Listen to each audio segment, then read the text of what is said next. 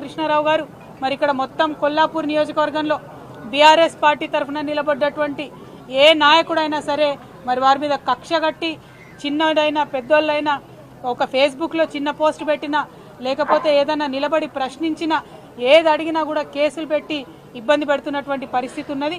ఇక్కడ శ్రీధర్ రెడ్డి అనేటటువంటి మా కార్యకర్తను కూడా దారుణంగా మరి చంపడం కూడా జరిగింది.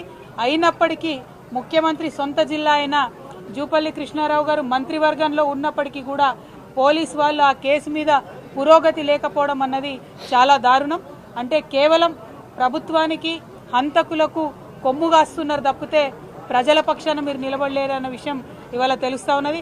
అందుకే మేము మళ్ళా ఒకసారి చెప్తా ఉన్నాం, జూపల్లి కృష్ణారావు గారు మీరు ముందు నియోజకవర్గానికి రండి.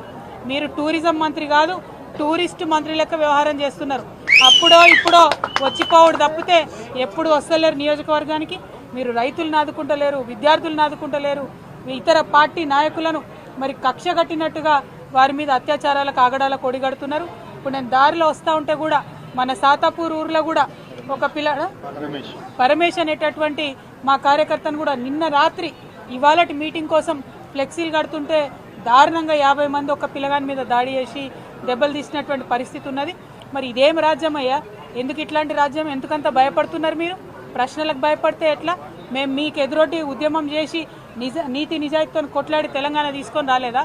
మీరు కూడా అదే చేయండి. మీరు ప్రభుత్వంలో ఉన్నారు, ప్రజలు మెచ్చే పని చేయండి తప్పితే ప్రతిపక్షాల మీద దాడి చేస్తే మీకేం రాదు.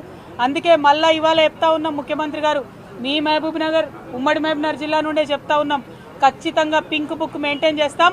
మా కార్యకర్తల మీద దాడి చేసిన వాళ్ళు నాయకులైనా అధికారులైనా ఎవరిని కూడా వదిలిపెట్టాం. అందరి చిట్టా రాసి పెట్టుకుంటాం. మాకు కూడా టైం వస్తుంది, అప్పుడు మాత్రం ఖచ్చితంగా చెప్తామని చెప్పి మరి అంతవరకు మొక్కవోని ధైర్యంతో మొత్తం 50 మంది కూడా ముందుకు సాగాలని చెప్పి బీఆర్ఎస్ పార్టీ నాయకులందరినీ కూడా కోరుతా ఉన్నాను.